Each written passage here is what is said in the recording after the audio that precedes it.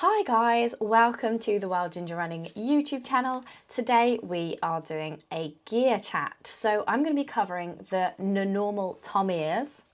I know it's called normal, but it's two N's there, so I'm going to say NNormal throughout. Here they are. They're very muddy. I have been testing these for about 100 miles now, and I wear them so often there's no point cleaning them after each outing. So the NNormal Tomirs, the Insta360 Ace Pro 2. This is just going to be a first look about this action camera. And then we have some of my favourite Näak products, because I've been using the gels now as well as the bars that I've used on the Arc of Attrition. So I've been using these on my ultra running and my normal running. And I just want to tell you a little bit more about these as well. So if you've got any questions, then just hit me up in the chat, the live chat, or if you've got any comments and you're watching this later, then just put them in the comments below. I have got a lot of gear reviews on this channel already, so the best way to access those is to Google your gear query, or any trail or ultra running query really, and then put Wild Ginger Running after it, and it should bring up any content that I've got on that topic. So just want to say hi to Andrea, who's watching live, and I'm sure some more will be joining shortly. So let's crack on with the review of the NNormal Tomia 2, which are really dirty.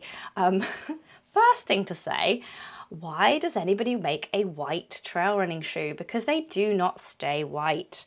I might actually ask Killian and team this because maybe it's something to do with the dyes, because this is one of the most eco-friendly companies that you could ask for.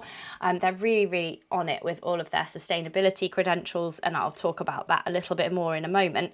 But maybe to just make a white shoe is actually the easiest fabric, and you're not using loads of dye and putting loads of harmful chemicals into the environment. So maybe that's why, and for that reason, just in case, we'll let them off.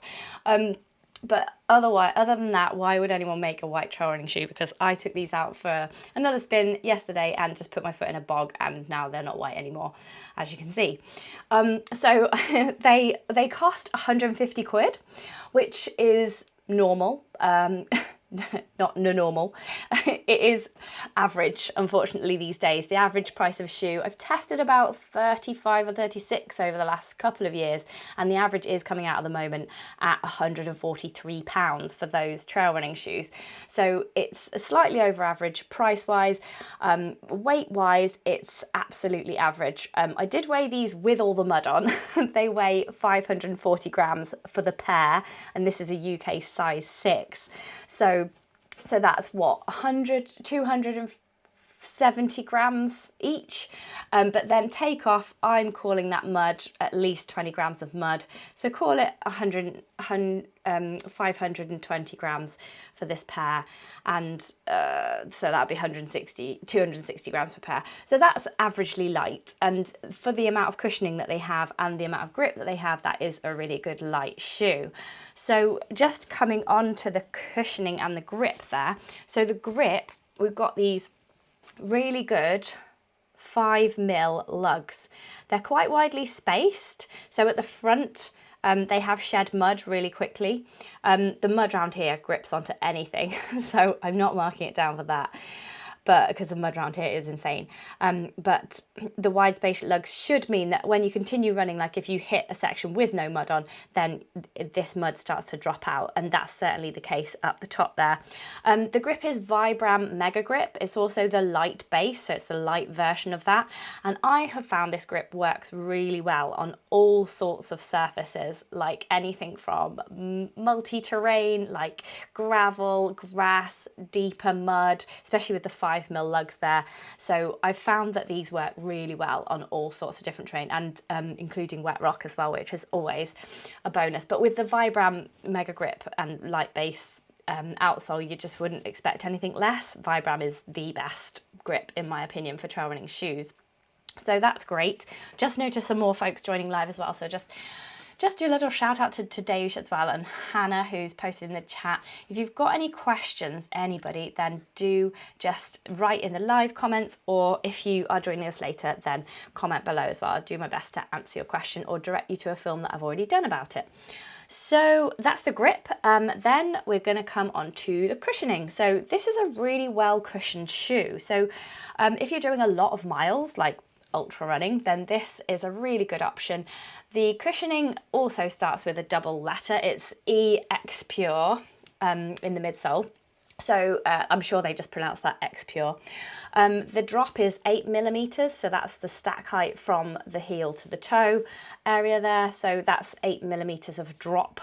That's very common in trail and ultra running shoes. You'll find a lot of trail running shoes with an 8mm drop or maybe a 6mm drop. So that's really, really normal. NNormal. Oh my goodness, that name. So what they've done with this cushioning though is they've made it really, really bouncy, and it lasts for a really long time. Like, I've been running in these shoes for about probably 100 miles now, and the cushioning is still really good. The rebound is still excellent. So top marks for the cushioning in here. So you really can run some really super long distances in this shoe. So that's really good as well. And then I'm just going to talk a little bit about the fit as well, because it's all very well the shoe being an excellent shoe. I do think it's a really, really good shoe, but it needs to fit your foot as well. So I'm going to try and explain a little bit about the fit. It's got the asymmetric laces, as you can see coming down here. Personally, I'm not really sure if that adds anything. I mean, I've just never found it a problem to have the laces coming down straight down the middle of the shoe. It's not ever been an issue for me as regards the foot feeling snug inside the shoe. So to me, it just makes it a little bit more awkward to do the laces up. But the idea is that it hugs your foot even better than a non-asymmetrical lacing system. I like that they've gone for the old school lacing as well, a flat, and they don't undo easily, so much so that I just slip them off after every wear because I can't be bothered with my cold hands to undo the laces, so that's why the laces are still done up there. The tongue has a padded section inside there as well, which makes it really comfortable as well. And the fit is... This is where it surprises me, because I went to a talk in Kendal where Killian and team were doing a chat, and Killian talked about wanting to cut off his little toe because it always got bashed up in the shoes, especially when he was doing the longer stuff. So with that thought in mind, I would have thought he would go for more of a wide fit shoe. These are quite regular, so they're not narrow in any sense, but they're definitely not like a dedicated wide fit like you'll find with the likes of Ultra and Topo, and now the new Innovate Trail Flies, which are available in a wide fit, which I've just brought up here to show you the difference as well. So these are the shoes I've just done a review. I'll link up to the review just here for these Innovate Trail Flies, but these are my current absolute favorite shoes because they're just so good with the wide fit. I'll hold up this shoe as well so that you can see what I mean. You can just see that there's just a little bit more space in that little toe area. Is that the right shoe? Yeah, so yeah, I think you can see it better on the sole actually. Let's just do the sole. So you can see that the sole shape is different. The Innovate sole is a lot wider in that little toe type area, and that's the area where I feel that most shoes try to make your foot go in too quickly. So it sloops your foot in and tries to point it too quickly, and it's more of a triangle. So you can really clearly see there the difference between and also you can see the amount of wear that the Innovate has got, just because I've been wearing it so much more often than the normal shoes, than the normal shoes. So that's me, and I know that I'm not everybody. So I'm going to try and explain the fit a little bit more for other people. So that's the wideness. So if you're fine in regular shoes, then you'll find these shoes absolutely fine. The other thing to note about them is they are not excessively so, but they are quite high volume. So I put my foot in here and it feels, oh, it's very it feels big, you sink into the shoe. So what I would do with my lower volume foot is to put an insole in there. And that is what I do with most shoes, to be honest. I've got them in these Innovate shoes, and I don't know why I haven't thought to put them in the Tomias to test them out actually, but I use a CDAS or an Eneta insole in there, and so I should have done that on these ones, and that just bumps you up a little bit higher within the shoe, and it can actually do a lot to make a bigger shoe fit you. So hopefully that's explained that a little bit. The heel cup is good, I find, on these shoes. It's yeah, it holds your heel nicely in place, just like with the Innovates as well. And yeah, that's mainly the fit of the shoe, is mainly that it's not super wide like I personally like it, and it is quite high volume if you're thinking of getting one. Even so, I'm still in a size 6. Oh no, this is a size 6.5, so I've gone for a 6.5. I am usually a size 6. If it is a wide fit shoe, I go for a 6. Like this one is a 6, because I know that I don't need that extra length in it to make up for the fact that it's trying to squish my little toe into my other toes. So I have gone for a half size bigger there. If you don't have those same sort of wide fit issues as me, I think you could go for your normal size trail shoe. So I don't think you would have to size up, but if you want it a little bit wider in the toe, then just go at that half size bigger. So that's the sort of a rear view of the shoe. And then I really wanted to just mention the eco credentials of NNormal as well. I am going to just keep calling it NNormal so that you can distinguish it from when I actually say just normal. So the ethos around normal shoes is really brilliant. I mean, it's founded by Kilian Jornet and team, and he has obviously got a really big commitment to the environment, and he's very concerned about all that that side of things. So the idea behind all of his shoes is that they're really durable, so that you have to replace them less often. They also do a no trace program, but unfortunately that's not available in the UK, not yet anywhere. It's available in the EU, which we're not a part of anymore, and also the US. So that program means that you can send them back, the shoes or the clothing, when you finish with them, and they will do their best to recycle them or replace them or repair them and resell them in any way that they can. So that's a really cool program, and hopefully that will be extended to the UK soon. Resoling is also available, so that's with Vibram. The nearest one to me is Derby, so you simply type your postcode in, or it uses your location on Google, and you find your nearest one, so you can send it off to be replaced. And the other things that they do is they use 100% organic cotton, so there's no toxic pesticides and chemicals, good soil health. They use recycled polyester, and that is also a recyclable material itself, and the factories are listed because they've got a transparent supply chain as well.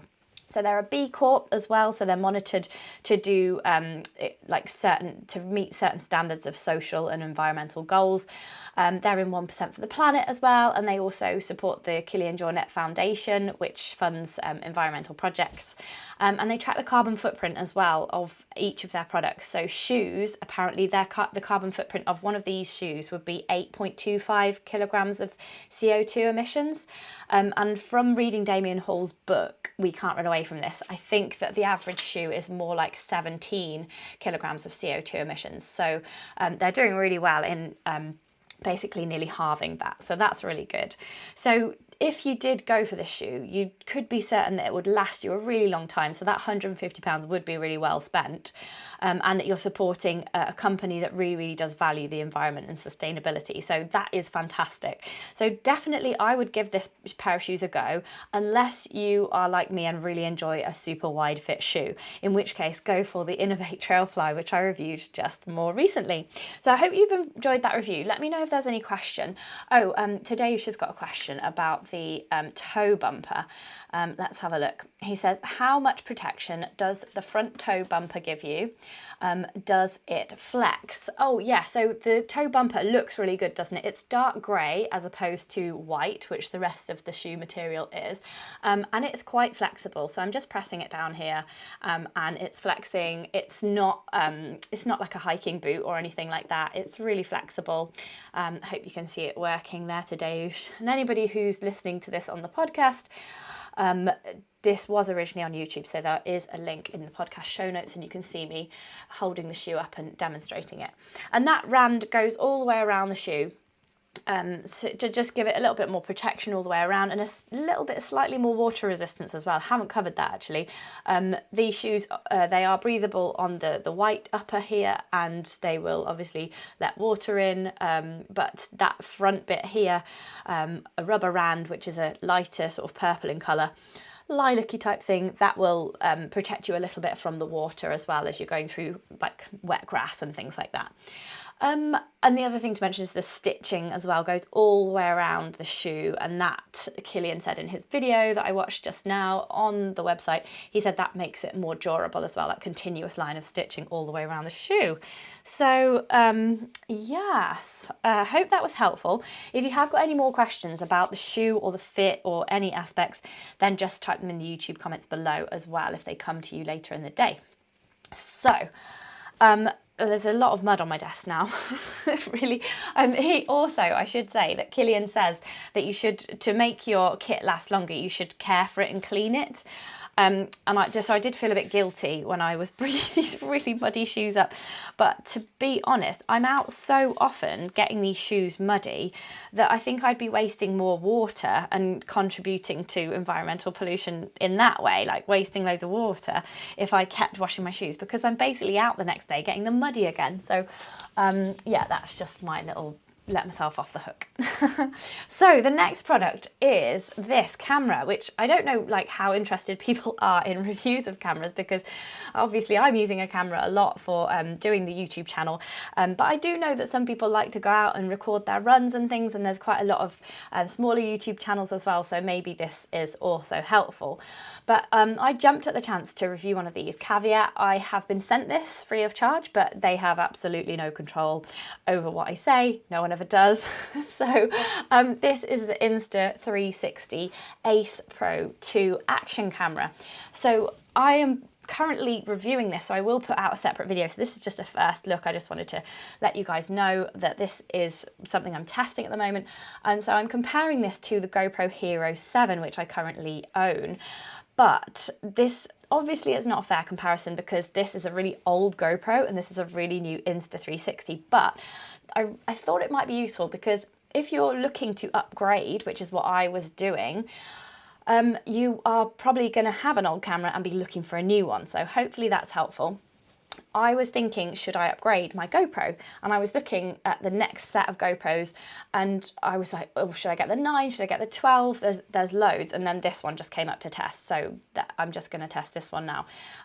So it's not a like for like test, it's a should I upgrade test. And the main reason I wanted to upgrade this Hero 7 was because I can't see what I'm filming. So I'm running along with my selfie stick, holding it out like that, looking into the lens, and I have no clue where I am on the screen, like whether it's a good shot or anything. So the main reason to go for one of these is this LCD screen. Let me just turn this on.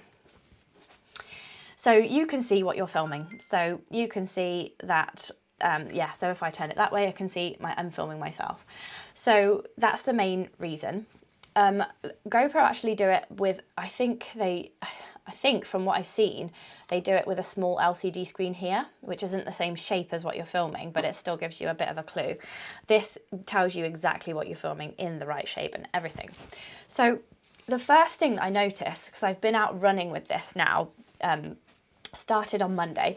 The first thing I noticed was it is significantly heavier than the GoPro Hero 7. So just the head bit on its own, this weighs 194 grams, whereas the GoPro head bit on its own just weighs 127 grams. So that's a good kind of nearly 70 grams between them, which doesn't sound like much, but it can be significant if you're holding it out like at an arm's length.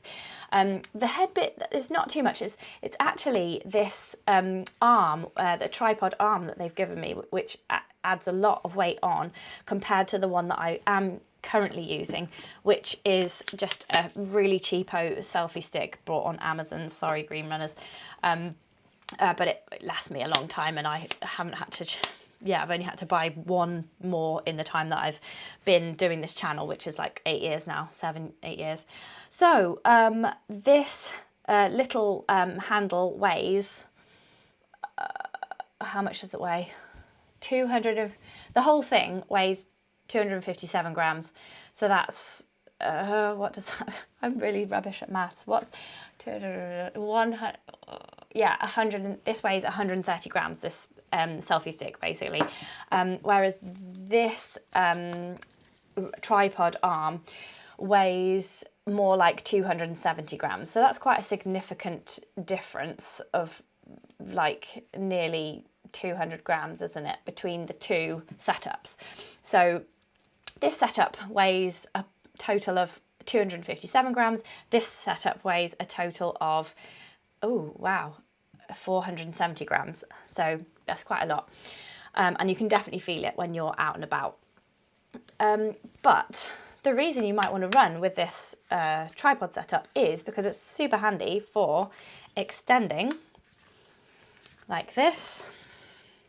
And then you've got this tripod base, which flicks out like so, really easy. Tighten it up a little bit. And then you've got camera on a tripod to run past, and you can actually see what you're filming when you're running past. So that's a fantastic arrangement there. There is obviously a handle for GoPro, which is really similar. And it's a tripod similarly, but the way that you achieve the tripod is by unscrewing this bit here and screwing it back in, and then pulling these three tripod arms out. So it's not as good. It's not as wide. You can see there. So it's not as stable. This feels really stable. This, I have had this fall over in the wind before. So it just is wobbly. That bit's wobbly as well. It just doesn't feel like a secure setup. So they're completely different in that regard. And that's why this one is a little bit heavier. If you want lightweight, go for the GoPro. If you want not, then the Insta360 has got it covered. So that's the difference of the tripods. This tripod is also a bit lighter as well. It's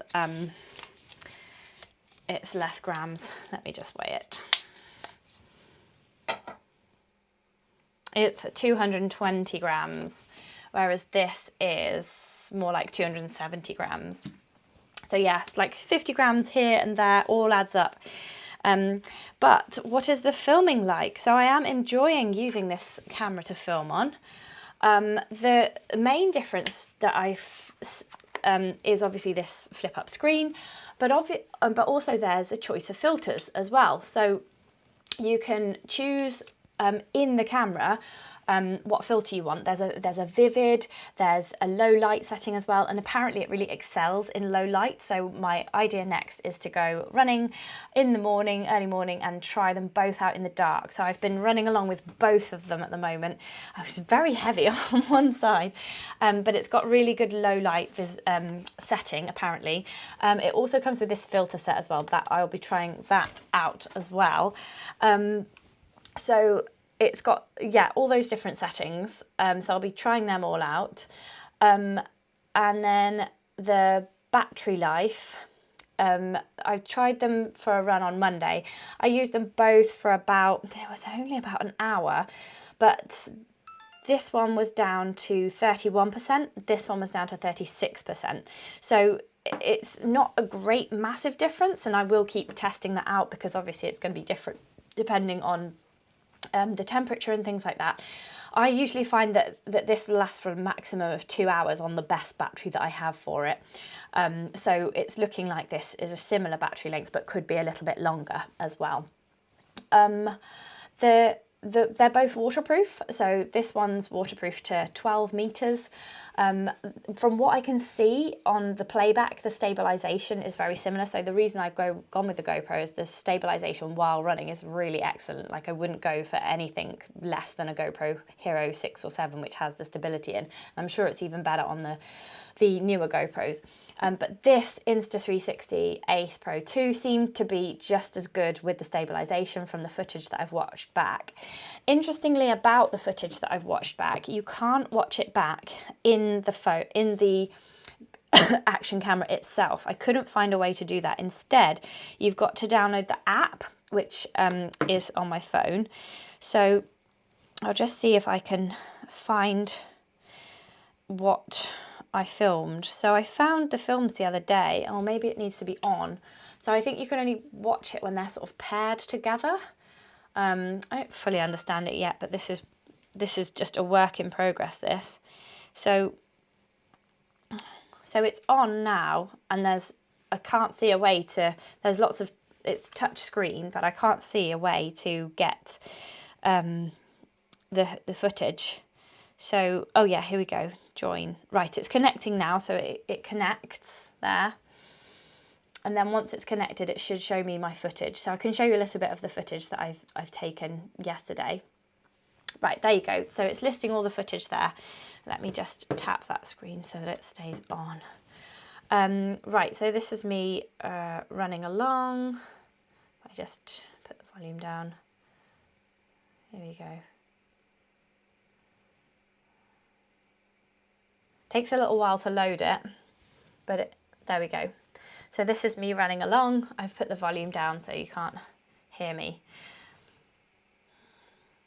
But this brings me on, yeah, see, look, the stabilization looks great. I think I've got it in vivid mode, but even if that's standard, then it still looks cracking. It was a nice day. The thing with this one is that it also shoots in this mode called free frame video. So I'll just show you here. So you can see that the shooting screen is divided into a cross, so that you've got a portrait version for Instagram Reels, and then you've got a landscape version for YouTube as well. So that it doesn't film it like a cross, that's in the freeform mode there, but it just means that you know where to put your head if you want to use it long and thin for Instagram, or if you want to use it wide for YouTube. So you need to make sure your head's in the middle, like my head is now, right in the middle there, if you want to use it for both. So that's good, because I've been banging on about that for ages. Like, why doesn't someone make a video camera that shoots portrait and landscape at the same time, so that I don't have to use different things to get my different, get stuff on social media and stuff on YouTube. So that's the reason. But I think all it does is it just films a square rather than a long YouTube film. Like, because usually you'd film like that, wouldn't you? Yeah. So that is filming in the normal landscape mode, and this would be filming in the freeform video mode. Okay. Right, so yes, I'll get to grips with that, and then I'll do a more coherent video about that. The other thing I've been trying out with this camera is hand gestures and voice control. I know that GoPro does voice control on this camera, and probably in their future editions they do hand gesture control as well. It's pretty funny. It doesn't always work. You have to make sure you're doing the hand gesture like that, and you haven't got any part of your body. It has to be like your hand straight out, with no question about the fact that it's a hand. And then taking a photo is 2 fingers, like the peace sign. The voice controls, the voice commands are just take a photo, start recording, stop recording, that kind of thing. It's very, very similar. So yeah, the other thing that this camera has, I know GoPro do this as well. They have a remote control. The slight issue is I unboxed this camera on a Saturday morning with Finley and Steve because I thought it'd be a fun family activity. Absolutely don't recommend doing that, because I now can't find the remote control. So I need to go back to the room where we were doing that and have a good old look. But honestly, if Finley got hold of it, he could have put it anywhere. So that's really annoying, because the remote control would have been an absolutely fantastic feature. Once you've got it on the tripod and you're doing a run past, then what I did have to do was just leave the GoPro running. So you get loads of footage of you running away from the camera that you have to delete and then coming back. But it would be so handy to put it somewhere and then just start recording when you're in position, and then you don't have a ton of footage that you need to cut. But anyway, that's my issue to work out, and it's nothing to do with Insta Insta360 Ace Pro. I hope they're not watching this because they'll be annoyed at me for losing that. But I'm sure it's somewhere in the house, so I will find it, honestly. So yeah, so the next steps with this camera is to take it out in low light and have a look, and then just do all the gestures and everything, and see whether it's worth upgrading to. It is a bit heavier, but I could put the Insta head on the GoPro, on the normal selfie stick as well. So there is that option too.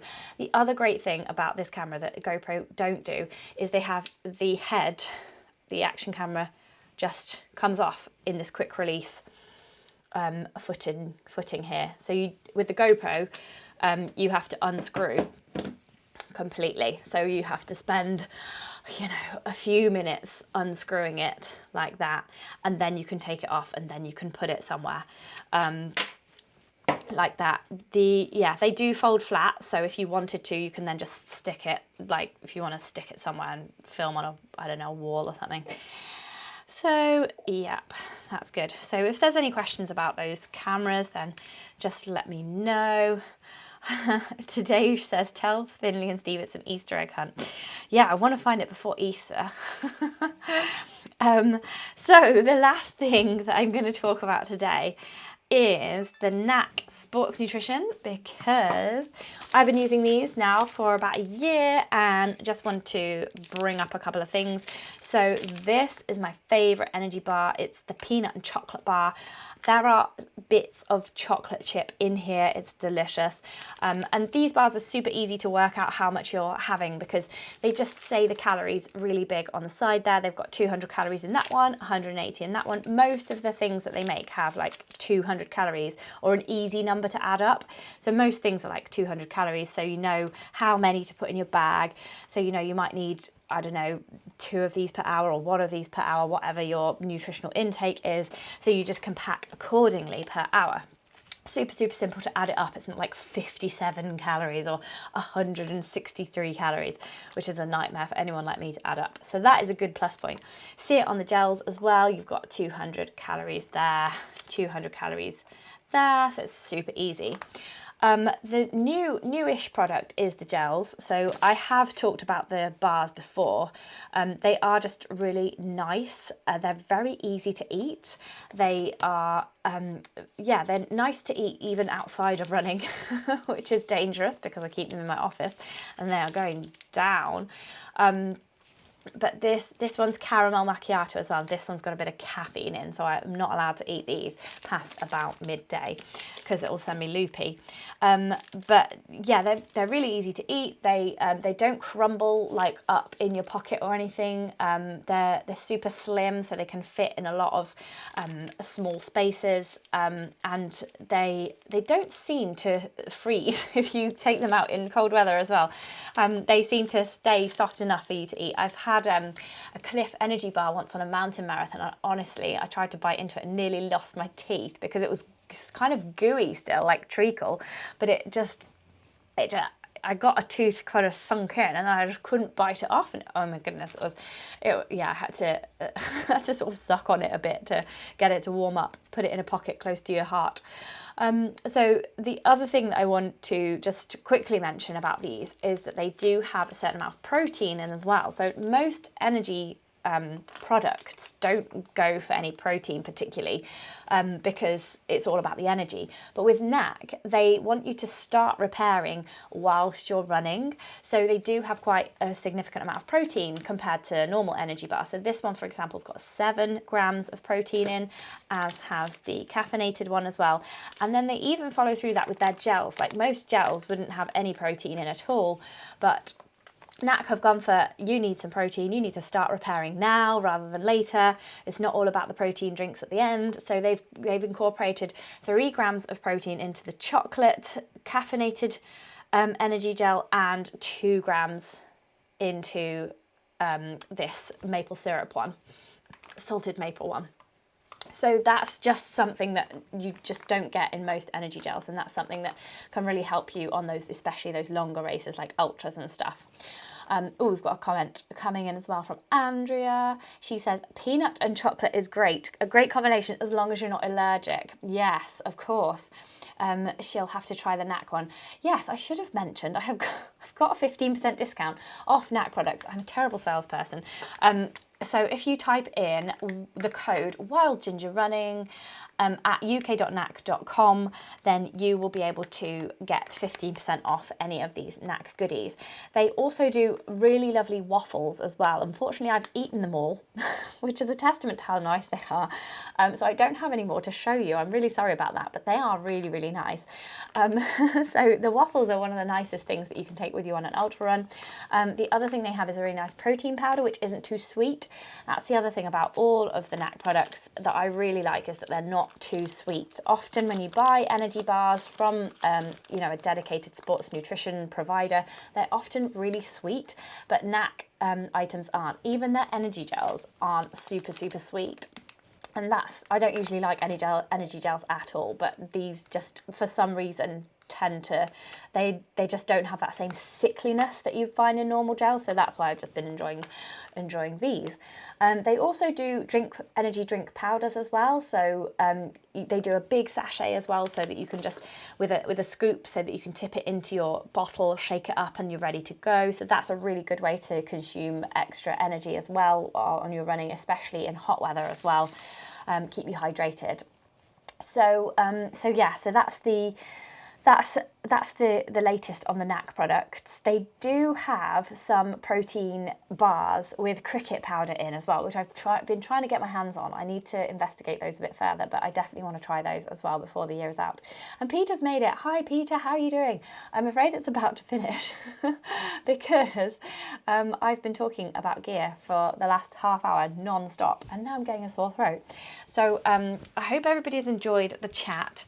Let me know if you've got any questions, because I have tested a lot of gear in my time.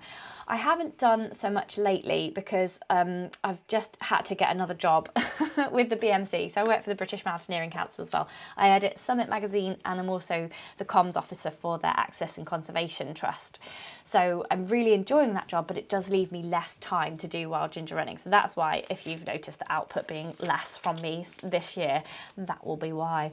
But I am here, and I have done loads of testing in the past. So just send me a message on YouTube, like comment on the YouTube chat, on the YouTube video, and if you are on the podcast, then you can get in touch by Instagramming me. Oh no, I'm not really on Instagram that much because I'm trying to do a detox, but the best place to contact me is either through Patreon, so become a patron, Wild Ginger Running, patreon.com/Wild Ginger Running, and then you can contact me through the Patreon Facebook group, which is exclusive to Patreon, or just write a comment on one of my YouTube videos, because I check that quite often, and I will get back to you. Oh cool, loads of people are just making it. Hi Alex, hello. And Peter's going to catch up from the beginning as well. Yes, sorry Alex and Peter, we've just finished the broadcast. I was talking about the NNormal Tomia 2, Kilian's latest highly cushioned ultra running shoe, and also the Insta, I'll show you there. I've got them very muddy, so it's an excellent review, and the Insta360 Ace Pro2 action camera as well, just in case you wanted to film any of your runs. Cool. Okay, right, it's a wrap, everybody. Hope you enjoyed the broadcast. Let me know if you've got any other gear questions, and the best way to find out if I have covered your topic, your gear question, is to Google your gear question plus Wild Ginger Running, or any topic about trail and ultra running. I also have a book as well, the Ultimate Ultra Running Handbook and the Ultimate Trail Running Handbook as well. So there's lots of information in there if you want me on tap in your living room. So yeah, read the books, have a look at the rest of the YouTube films, and write me a comment as well below this video. Thank you for watching, everybody, and I will see you soon. Bye bye.